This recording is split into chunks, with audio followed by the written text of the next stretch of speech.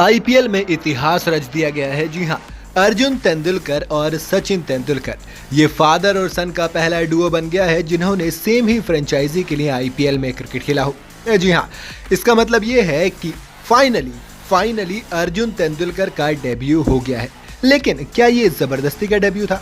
दरअसल मैं ऐसा इसलिए बोल रहा हूँ क्योंकि अर्जुन तेंदुलकर को लेकर बहुत सारे लोग ट्रोल करते थे कि भैया ले लेते हैं मुंबई में, क्योंकि सचिन तेंदुलकर बेटा है और सचिन कैप्टन भी रहे हैं, उसके अलावा मेंटोर तो हैं ही, तो इसलिए खरीद लेते हैं, खिलाते विलाते हैं नहीं। इसलिए फाइनली मुंबई इंडियंस ने आज कह ही दिया कि भैया आइए तेंदुलकर साहब, डाली गेंदबाजी।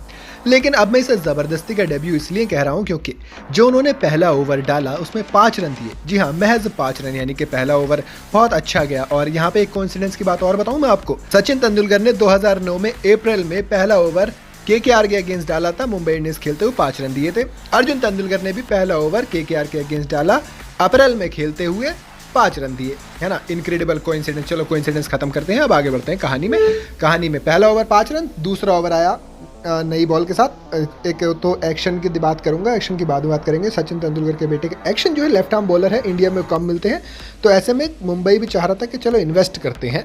हो सकता है ये एक थॉट प्रोसेस हो सकता है। सचिन का बेटा अगर हम ना माने, खाली अर्जुन तेंदुलकर खाली अर्जुन समझ के देखा तो एक थॉट प्रोसेस मान लेते हैं, लेफ्ट हैंड पेसर है तो उसके लिए दे दिया है। अब बात करते हैं ज़बरदस्ती वाली इसलिए क्योंकि भैया जब आपने दूसरा ओवर दिया तो उसमें दिया उन्होंने 12 रन। वो 12 रन भी कैसे, वेंकटेश अय्यर ने एक चौका मार दिया था, बाकी 4 बॉलें इन्होंने अच्छी डाली थी। उसके बाद क्या, गेंद स्विंग हो रही थी, सीम से डाल रहे हैं, अच्छी सीम पकड़ के ओवर ही नहीं दिया यार। 2 ओवर में 17 रन दिए इन्होंने और कहानी खत्म।